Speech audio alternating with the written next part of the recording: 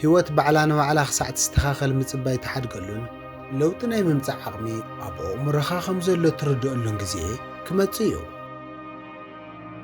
እዞም ሕጂ ዝነግረካ 5 ቃላት ናብ ውሽጥኻ ክሰርጹን ተፈቒድካሎም እትነቕሐሉን እትረግጸሉን እተትንፍሰሉን ንዓለም እትገጥመላ መንገዲ ክቕይርዎ እዮም።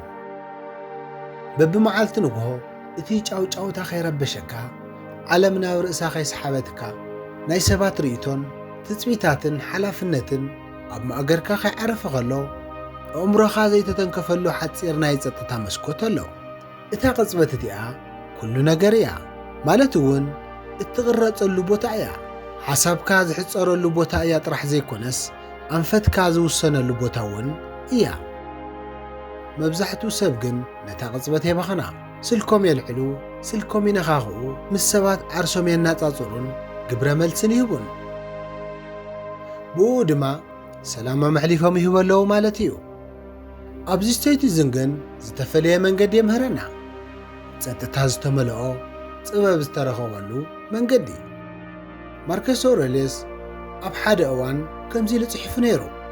ሓጎስ ህይወትካ ኣብ ጥሬት ሓሳባትካ ዝተመስረተ እዩ ኢሉ ነይሩ። እዞም ቃላት እዚኦም ግጥሚ ኣይኮነን። እንታይ ደኣ እንተኢልካ ንሲ መምርሕታት እዮም። ናይ ንግሆ ሓሳባትካ ሙሉእ መዓልትኻ ይሃንጽዎ። ናይ ውሽጢ ዕላልካ ድማ ንሙሉእ ህይወትካ መልክዕ ይህቦ።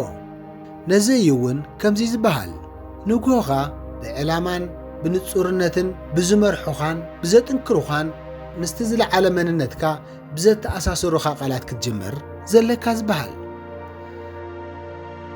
ካብ ሕጂ ንድሓር በብመዓልቱ ንግሆ ክድገሙ ከለዉ ኣተሓሳስባኻን ስምዒትካን መንገድኻን ዳግማይ ክቕረጹ ዝኽእሉ 5 ሓያላት ምስጢራት ክንርኢና። እዞም ንሪኦም 5 ምስጢራት ቃላት ካብ ስቴቲዝም ዝተቐድሑ ቃላት እዮም። ሓቂ ዘንጸባርቑ ቃላትን ክብደት ዘለዎም ቃላትን እዮም። ክሳዕ መወዳእታ ክትከታተሉና ብኽብሪ ንዕድም። ቦቲ ናይ መፈለምታ ክንጅምር ከለና ኣብ ቁጥሪ 1 ዝተቐመጠ ምስ ኣምላኸይ ይኽእል እየ። ዓለም ብኣንጻሩ ክትሕስረካ ክትፍትን ከላ ቀዲምካ ነዚ ንርእስኻ ንገራ። ምስ ኣምላኸይ ይኽእል እየ፣ ክሓዊ ይኽእል እየ፣ ክልወጥ ይኽእል እየ፣ እንተወዲቐ ድማ ዳግማይ ክጅምር ይኽእል እየ በል። ኣብዚ ትርድእዎ ዘለኩም ሓደ ነገር ትማሊ ዝሰብረካ እኳ እንተኾነ ክንገብሮ ዘይንኽእል ነገራት ንርእስና ንነግራ ኢና። ኣብ ፍርሕን ኣብ ጥርጣረን ኣብ ስዕረትን ድማ ነትኩር። እዚ ማለት ልክዕ ከም ዕድል እዩ። ነገር ግን ካብቲ ሽግር ፈጺሙ ዘይፈልጥ ሰብ ንላዕሊ ዕድል ዘይብሉ የለን ዝብል ናይ ሴኔካ ባህል ኣሎ። ሽግር ማለት መለማመዲ ሜዳ እዩ። ህይወት ኣይትሰብረካን እያ። እንታይ ደኣ እንተኢልካ ግን ተምህረካ እያ። ክትክእል ዘኽእለካ ስለ ዝወደቕካ ዘይኮነ ኩል ግዜ ተመላሊስካ ስለ ዝተስእኻ እዩ። እቲ እዚ ሳብቂዒለ እዩ ኢልካ ዝሓሰብካሉን ብኸመይ ምዃኑ ብዘይፍለጥ ኩነታት ግን ጉዕዞኻ ቐፂልካ ኢኻ። ናይ ልቢ ምስባር፣ ክሕደት፣ ምጥፋእ፣ ምድንጋር፣ ብስጭትን ክውሕጠካ ዝበጽሐ ቓንዛን ተሪፍካ ኢኻ። ሕጂ እውን ኣብዚ ኣለኻ። ምስ ኣምላኸይ እኽእል እየ በል። ኩሉ ነገር ቀሊል ስለ ዝኾነ ዘይኮነስ ካልኦት ዘይፈልጡልካ ኸቢድ ነገር ክትስከም ስለ ዘኽእለካ እዩ። ካልኣይ ኣነ ይኽእል እየ። እዚ ይሕመካ እዩ። ምኽንያቱ ብዙሓት ሰባት ዓዊሎም ይዛረቡን። ሙሉእ ህይወቶም ዘየርእዩ መለክዕታት ንምምላእ ፍጹማት ንምዃን ፍሉያት ንምዃን ተቐባልነትን ክብርን ንምርካብ እናፈተኑ ይሕልፍዎ። ንግሆኦም ፈጺሞም ምስ ዘይፈልጥዎም ሰባት ርእሶም ብምንጽጻር ይሕልፍዎ። እዞም ሰባት እዚኦም ድማ ኣብ ኢንተርኔት ክረአዩ ከለዉ ሽግር ዘይብሎም ሰባት እዮም ዝመስሉ። ኣብ ናይ ሓቂ ዓለም ግን ዝተሰበሩ እዮም። ኤፒክቴተስ ግን ባዕሉ ክገዝእ ዘይኽእል ሰብ ነፃ ኣይኮነን ኢሉ የምህር። ርእስኻ ንምግዛእ ምስ ዓለም ምውድዳርካ ቋሪጽካ ናይ ርእስኻ ዋጋ ምቕባል ክትጅምር ከለኻ ንስኻ እኹል ኢኻ። ኣብዚ ክትርድእዎ ዘለኩም ሓደ ነገር እኹል ኢኻ ክትበሃል ከለኻ ግን ኩሉ ነገር ስለ ዝዓወትካ ዘይኮነስ ብዕላማን ብጻዕርን ብምሉእ ልብን ስለ ትነብር እዩ። ትፍትን ስለ ዘለኻ እኹል ኢኻ። ግዲ ስለ ዝብለካ እኹል ኢኻ። ትመሓየሽ ስለ ዘለኻ እኹል ኢኻ። በብመዓልቲ ንግሆ ንርእስኻ ንገራ። ኣነ እኹል እየ በል። ኣብዚ ክትርድኦ ዘለካ ግን ኣነ እኹል እየ ትብሎ ንዓለም ዘይኮነስ ንገዛ ርእስኻ እዩ። ምኽንያቱ እኹል ምዃንካ ክትኣምን ከለኻ ተቐባልነት ንምርካብ ምልማን ተቋረጽ ኢኻ። ናይ ሰባት መረጋገጺ ቫሊዴሽን ምጽባይ ተሓድጎ። ከምኡ እውን ካብ ዓቕምኻ ንታሕቲ ኣብ ዝኾኑ ቦታታት ንምርካብ ክትብል ርእስኻ ምሕሳር ተቋረጽ። ሳልሳይ ክዋጽ ይኽእል እየ በል። ንገዛ ርእስኻ ክዋጽ ይኽእል እየ ክትብል ከለኻ ህይወት ትፍትነካ እያ ጥራሕ ዘይኮነስ እትፍትነካ ኣብ ዘይተጸበኻዮ እዋን እዩ።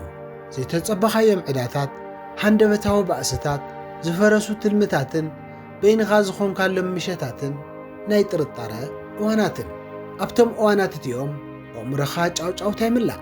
ንስኻ ግን ነቲ ሽኽሽኽታ ብጽኑዕ እምነት ክትትክኦ ኣለካ። ኣብዚ ክትብሎ ዘለካ ሓደ ነገር ክዋጽ ይኽእል እየ በል።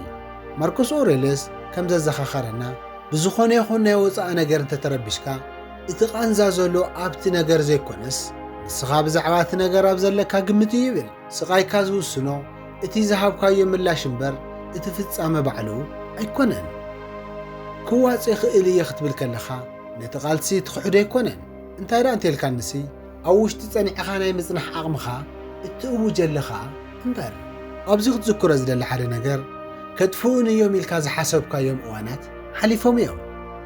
ከድቅቑኻ ዝኽእሉ ቃንዛ እውን ተሸኪምካዮም ኢኻ። ስለዚ ህይወት ክትፍትነካ ኸላ ንርእስኻ ከምዚ ኢልካ ዝክራ ማለት እውን ክዋጽ ይኽእል እየ በል። ብትዕቢት ዘይኮነስ ብጸጥታ ዝተመልኦ ጽንዓት። ራብዓይ ሰላም ይመርጽ። እዚ ኣዋጅ እምበር ተስፋ ኣይኮነን። ምርጫ እምበር ትምኒት ኣይኮነን። ሰላም ባዕልኻ ተምጾ ነገር ኣይኮነን። እትሃንጾን እትሕልወን ቀዳምነት እትህቦ ነገር እዩ። ሴኔካ ጀግና ዝኾነ ነፃ እዩ ኢሉ ጽሒፉ ኣሎ። እምበኣርከስ ጅግንነት ማለት መብዛሕትኡ እዋን ቁጥዐ ቀሊል መሲሉ ኣብ ዝረአየሉ እዋን ሰላም ምምራጽ ማለት እዩ። ሰላም እመርጽ ክትብል ከለኻ ኩነታት ንስምዒትካ ክቆጻጸርዎ ከም ዝፈቐድካ ንኣእምሮኻ ትነግሮ ኣለኻ። ካብ ህውከት ምርግጋእ ትመርጽ ኣለኻ። ካብ ምግጫው ንላዕሊ ንጹርነት ትመርጽ ኣለኻ። ጭቕጭቕ ምስ ዝፈትዉ ሰባት ምክታዕ ተቋረጽ። መብርህ ምሃብ ኣብ ዘይወጸሉ ቦታ ርእስኻ ምግላጽ ተቋረጽ።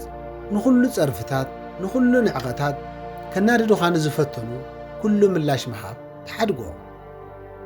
ኣብዚ ክትርድኦ ዘለካ ሓደ ነገር ሰላም ማለት ኢድካ ጣሚርካ ምቕማጥ ኣይኮነን። ሰላም ሓይሊ እዩ። በብመዓልቲ ንግሆ ንርእስኻ ንገራዕ። ሰላም ይመርጽ በል እሞ ግልወትካ ኢነርጂኻ ኸመይ ከም ዝቕየር ተዓዘብ። ኣብ መበል ሓምሻይ ናይ መወዳእታን ዝተቐመጠ በቲ መስርሕ እተኣማመን እየ በል። እዚ ካብ ኩሉ ይኸብድ እዩ። ካብ ኩሉ ኣገዳሲ እዩ። ኩላትና ርግጽነት እንደሊና። ኩላትና ውሕስነት እንደሊና። ሓደ መዓልቲ ኩሉ ነገር ትርጉም ከም ዝህልዎ ክንፈጥር ንደሊ። ነገር ግን ህይወት ትርጉማ ብሓንሳብ ኣይተግህዶን። ቀስ ብቐስ ብቓንዛን ብጽቡቕን እያ ትገልጾ።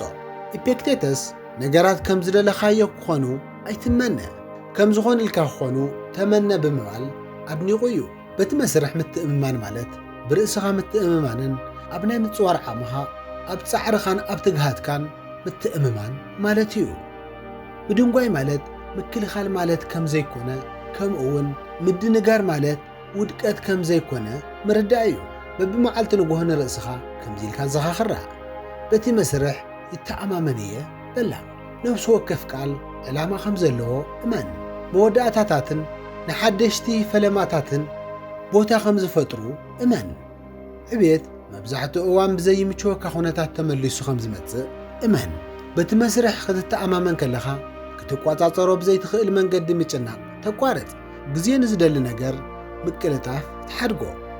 ብግዲ ክኸውን ዘይብሉ ነገር ምስጋር ተቋረጽ። እሞ ድማ ሃንደበት ህይወት ተቐልለልካ። ጽባሕ ንግሆ ካብ ድቃስካ ክትስእ ከለኻ እዞም ቃላት እዚኦም ኣብ ኣእምሮኻ ሓዞም። ብፈጣረይ ይኽእል እየ፣ ኣነ እኹል እየ፣ ክወጾ ይኽእል እየ፣ ሰላም ይመርጽ፣ በቲ መስርሕ ይተኣማመን እየ ኢልካ መዓልትኻ ትጅምረሉ መንገዲ ክሳብ ዝቑረጹኻ ደጋግሞም። ጥርጣረኻ ይጥፋእ፣ ትኹረትካ ይሰሓል። ኣብ መንጎ ሓሳብን ትንፋስን ዘሎ በዚ ጸቢብ ዝመልኦ ውሽጢ ህይወትካ ዝመርሕ ሓይሊ ኣለካ። እዞም ቃላት እዚኦም መሓውራት እዮም። ዓለም ከናውፀካ ከሎ ጸኒዕኻ ደው ክትብል ዝገብሩኻ ንኣሽቱ መዘኻኸርታት እዮም። ሕሹኽ በሎም ንበረሎም። እዚ ድማ ብንእሽተይ እኳ ሰላም ተሂቡካ ምሳይ ጽናሕ። ሳብስክራይብ ግበር፣ ምኽንያቱ እዚ ጉዕዞ ናትካ እዩ እሞ። ክሳብ መወዳእታ ስለ ተኸታተልኩኒ ኣብ ዘለኹም ሰላም ኩኑለይ ቻው።